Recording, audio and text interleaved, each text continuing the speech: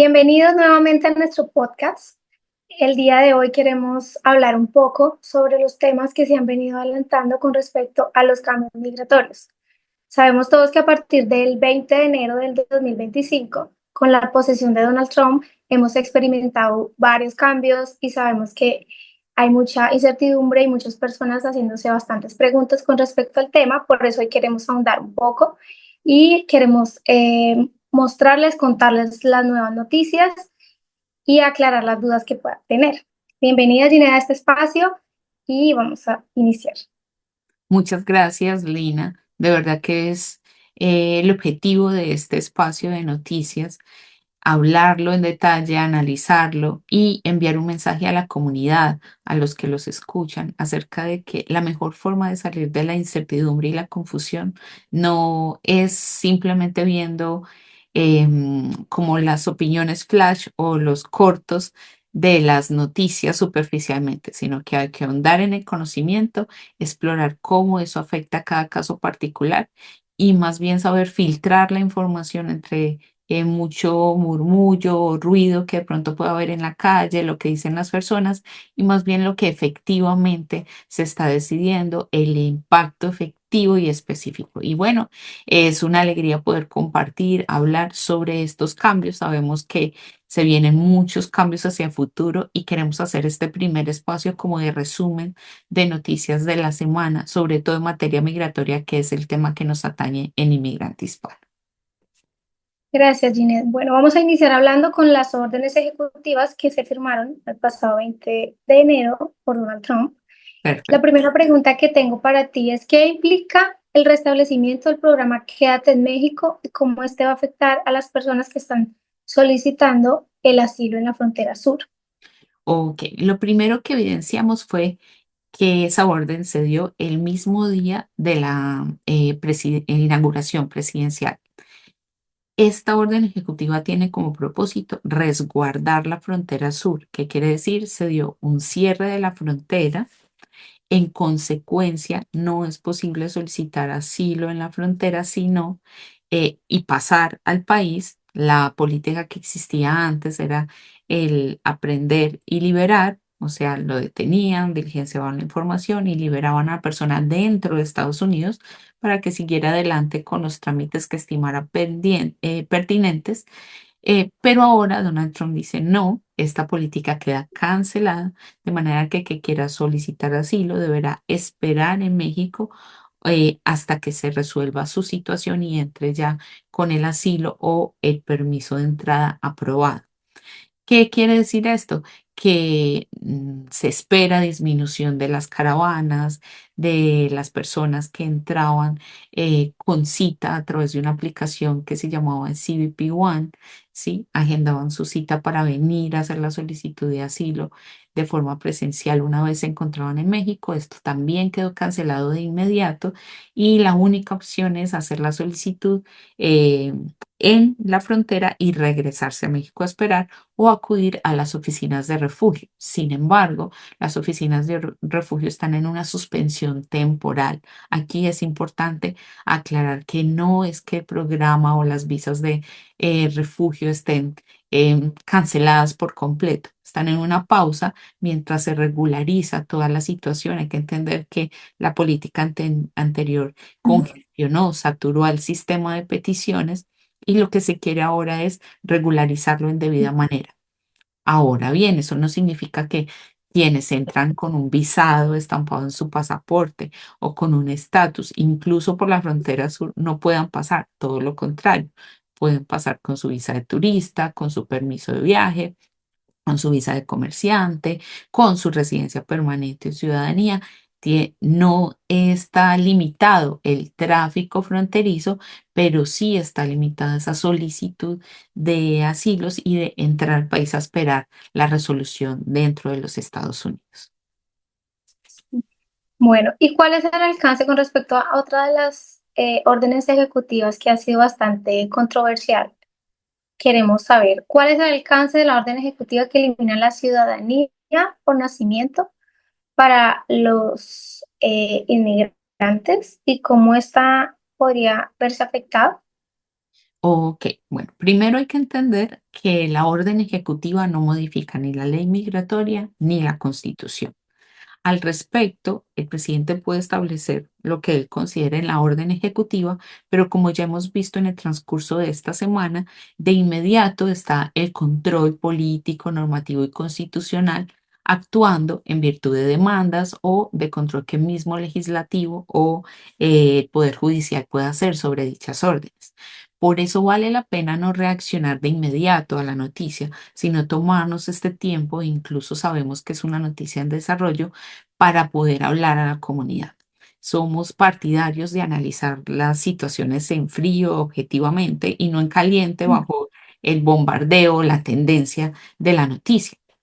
¿Qué quiero decir con esto? Que efectivamente esta es una orden controversial, tiene como propósito desestimular la migración irregular, en donde se venía y se obtenía como el pase a la residencia teniendo un hijo, así les tocara esperar 18 o 21 años para regularizar la situación de los padres de ese hijo que por el solo hecho de nacer en suelo americano tenía la ciudadanía. Bajo este entendido es ese propósito migratorio. Ahora, que sea la forma correcta o no de hacerlo, tendremos que esperar el análisis, la interpretación que realicen los jueces. Efectivamente, como es un asunto que toca un tema que está protegido por la enmienda 14 de la Constitución de los Estados Unidos, habrá que identificar si es válida o no la interpretación que está proponiendo el presidente Donald Trump y su equipo ministerial a través de esta orden ejecutiva. Esta enmienda dice, y así ha sido entendido por muchos años en el país, que por el solo hecho de nacer, todo aquel que nace dentro de los Estados Unidos tiene derecho a la nacionalidad norteamericana. En otros términos, se aplica una de las vertientes de la nacionalidad, que es el ius solis, significa el derecho del suelo. La nacionalidad o la ciudadanía se obtiene por el lugar donde se nace, pero no es la única forma de obtener la nacionalidad y la ciudadanía, y esta es la apuesta que está haciendo la nueva administración y están diciendo, ok, queremos hacer un cambio en la interpretación o que se ajuste esa interpretación basada básicamente en un concepto que es el concepto de las personas que están sometidas a la jurisdicción norteamericana.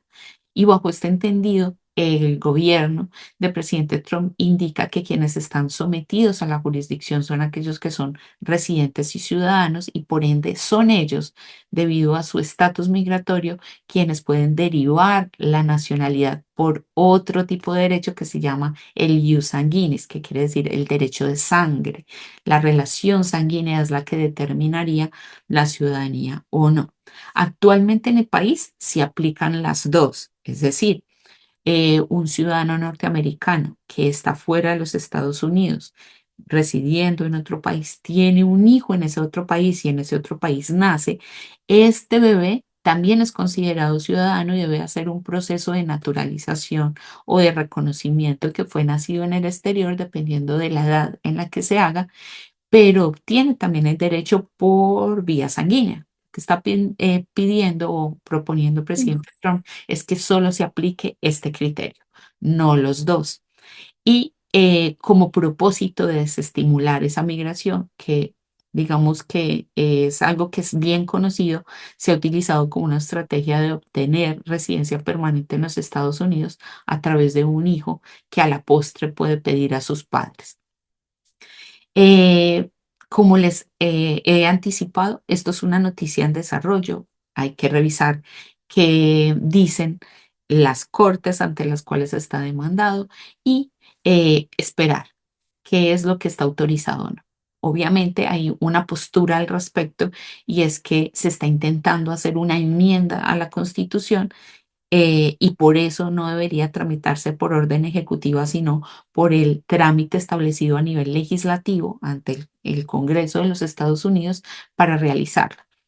Pero lo cierto del caso no es que se está haciendo una enmienda, se está haciendo una propuesta o una orden que indica una interpretación de esa enmienda y pues este tema que es tan controversial, por eso genera tantas demandas y serán las cortes las encargadas de indicarnos si procede como interpretación o si definitivamente es abolida esa posibilidad de la interpretación y deberá tramitarse mediante una reforma o enmienda a la Constitución.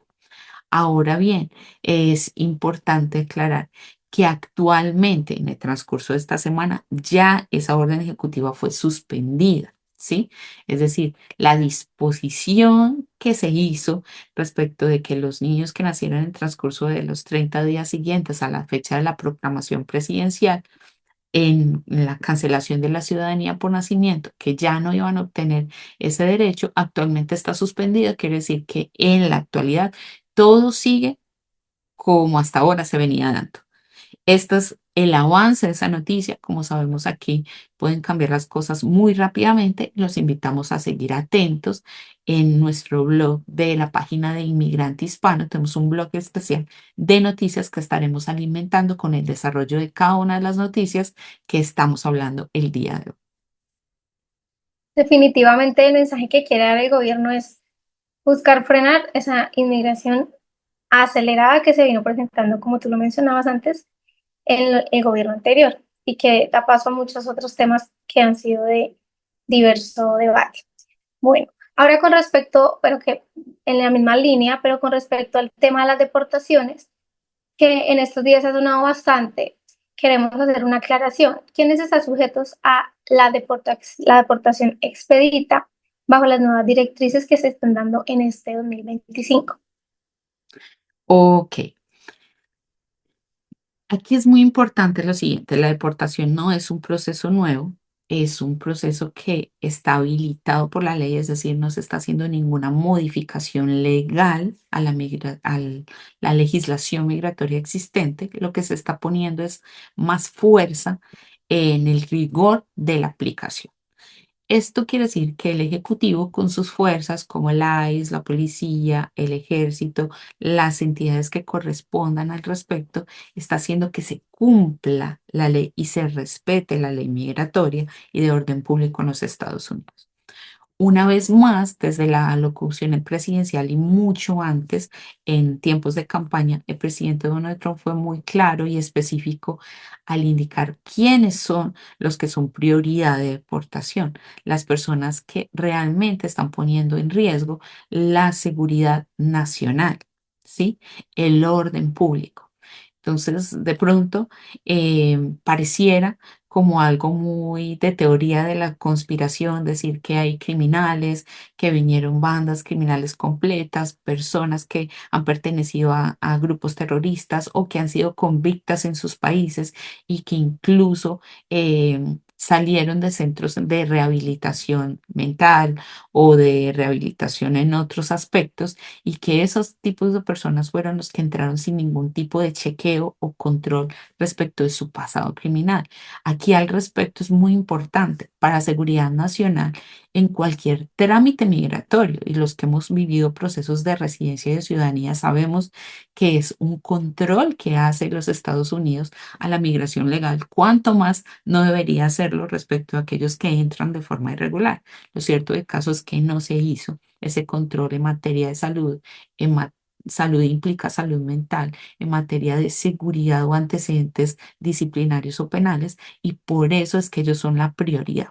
¿Qué quiere decir?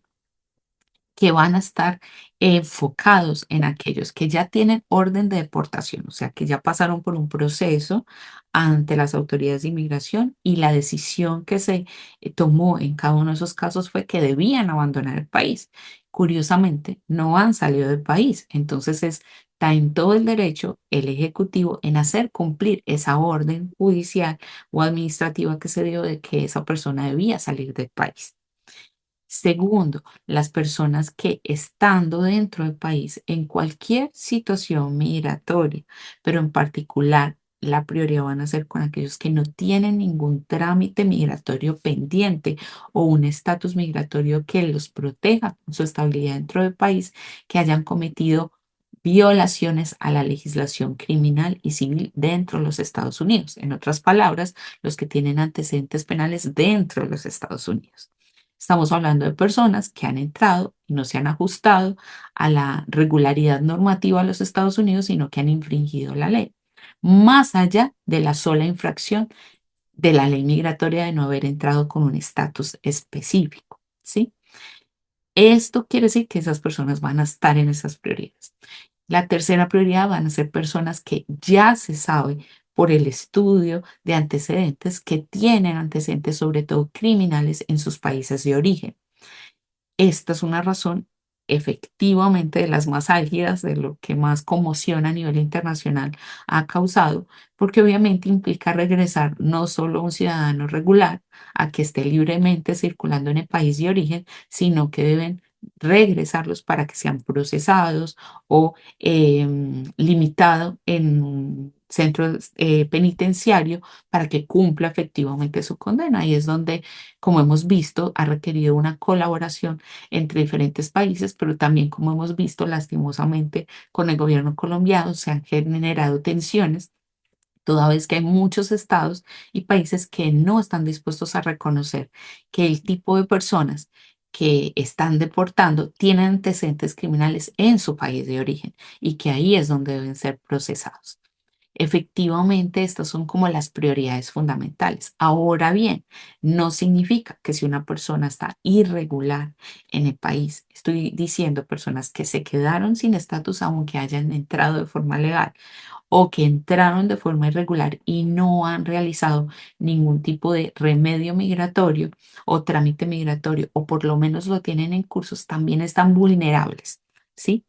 Están sin protección. Y si, digamos, cometen una infracción de tránsito, una infracción civil, una infracción penal y llega el asunto a la policía actualmente tiene la dirección, cualquier entidad del Ejecutivo que lo represente tiene la dirección de inmediatamente realizar el trámite migratorio pertinente, ya sea de deportación regular o deportación expedita. Pero la deportación expedita, sobre todo, está enfocada en estos tres tipos de persona que nombré anteriormente. ¿Cuál es la invitación aquí? Para aquellos que definitivamente necesitan refugio, necesitan protección, entraron y por alguna razón perdieron su estadía. Por favor, regularice su situación, consulte qué puede hacer en su caso. La mejor forma de protegerse de este tipo de medidas expeditas es teniendo un proceso migratorio en curso, que ustedes tengan la prueba de que hay una solicitud en trámite, de que ustedes están queriendo hacer las cosas bien, que no están indocumentados, que tienen su documento de identidad.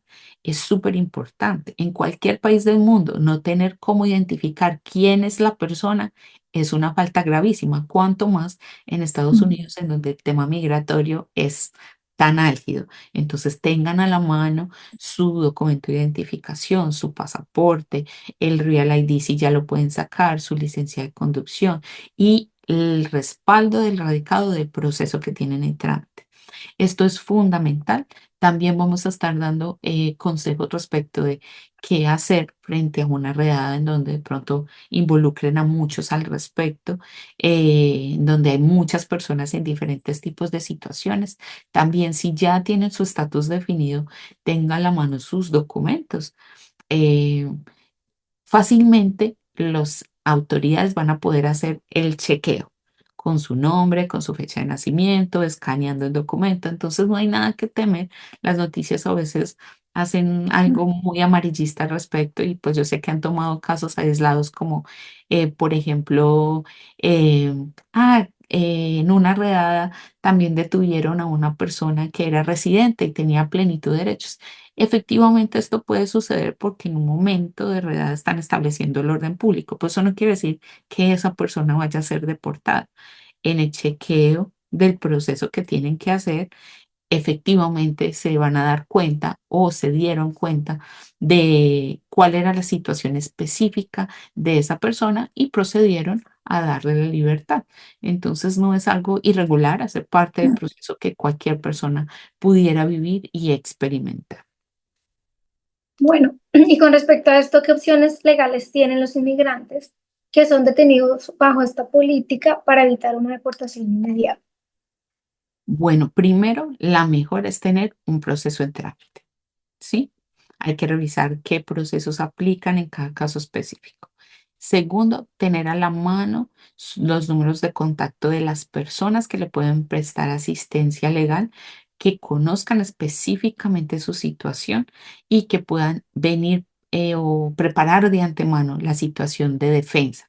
Hay muchas opciones de defender esa situación de deportación, ya sea expedita o regular, porque la ley migratoria, insisto, no ha cambiado. La misma forma de defensa puede aplicarse aún en forma específica. ¿Qué es lo que no deben hacer?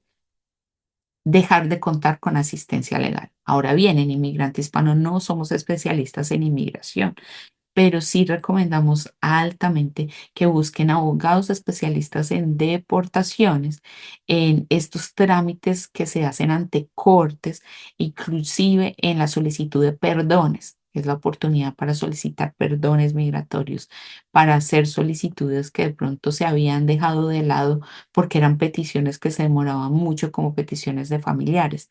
Es supremamente importante actuar en la medida de lo posible. Hay muchas personas también que se están autodeportando. Algunos abogados lo recomiendan o personal de inmigración lo recomiendan, y es no esperar a tener una orden de deportación, sino regresarse a su país y revisar cómo puede aplicar a perdones, cómo puede evitar las sanciones de los 3 o los 10 años y entrar al país de forma regular. Este es otro consejo. La verdad es que cada caso es muy particular, muy específico y amerita ser analizado con cada una de las personas, su documentación, por un especialista en la materia. Bueno, ¿y qué riesgos se enfrentan las familias migrantes que cruzan la frontera bajo las políticas actuales de deportación? Bueno, actualmente los riesgos pueden ser que los regresen por completo, se está verificando o se está aplicando fundamentalmente esto, que se regresan en conjunto. No es como en el gobierno anterior del presidente Trump, en donde se separaba a la familia, háblese de los adultos respecto de los menores, pero también existe el riesgo, hay que entender que el menor, no se considera que el menor pueda romper la regla migratoria y todo lo contrario, pasa a ser un sujeto especial de protección por parte del Estado. Entonces, hay muchas formas de ver la noticia, digamos que muchas veces se muestra como separaron la familia. Es verdad, nadie quiere una ruptura de la familia. Por eso, en la mayoría de los casos, los regresan a todos completicos al país de origen, los deportan. Pero mientras tanto, existen unas normas que cumplirse, como por ejemplo, no pueden estar en el mismo centro de detención que los adultos. Eh, y el Estado, aquí en los Estados Unidos, muchas veces se convierte en el garante de los derechos de ese menor que queda sin tutela de adultos que puedan responder con él, como los padres. Entonces, la verdad es que lo que pueden experimentar sobre todo es eso, que lo regresen por completo, pero también existe la posibilidad de que sí los introduzcan y los procesen de forma separada y que implique una situación compleja respecto de la pérdida de custodia o de patria potestad de los menores. Bueno, y también tenemos otra noticia en desarrollo, o bueno, en desarrollo no, ya UCIS nos confirma que han eliminado la solicitud de la vacuna contra el COVID-19 dentro del formulario I-485. ¿Esto cómo beneficia a los solicitantes de ajuste de estatus?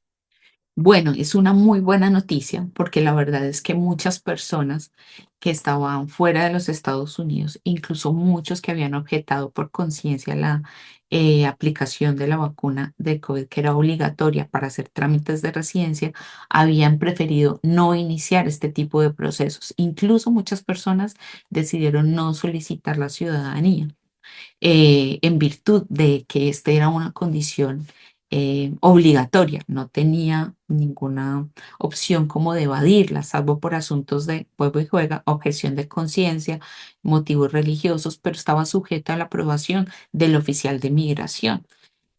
Esta es una excelente noticia porque definitivamente respeta la libertad de elección de las personas, de las familias, y pues ante los recientes pronunciamientos, noticias y evidencia científica al respecto, pues evidentemente también es un respaldo a esa libertad también de que no constituye un riesgo para la seguridad nacional, que es lo que realmente inspira al exigir ciertas vacunas para poder entrar como residentes o ciudadanos a los Estados Unidos. Entonces es una muy buena noticia. Sé que va a estimular mucho más que las personas ahora sí consideren aplicar a una residencia permanente o a una visa, porque también para algunas visas se estaba solicitando visas temporales y que muchos otros que ya podían obtener su ciudadanía se animen a consolidar su estatus migratorio de esa manera. Bueno, ahora teniendo en cuenta como este panorama, ¿qué pasos pueden tomar los inmigrantes para mantenerse informados y preparados frente a estas nuevas políticas?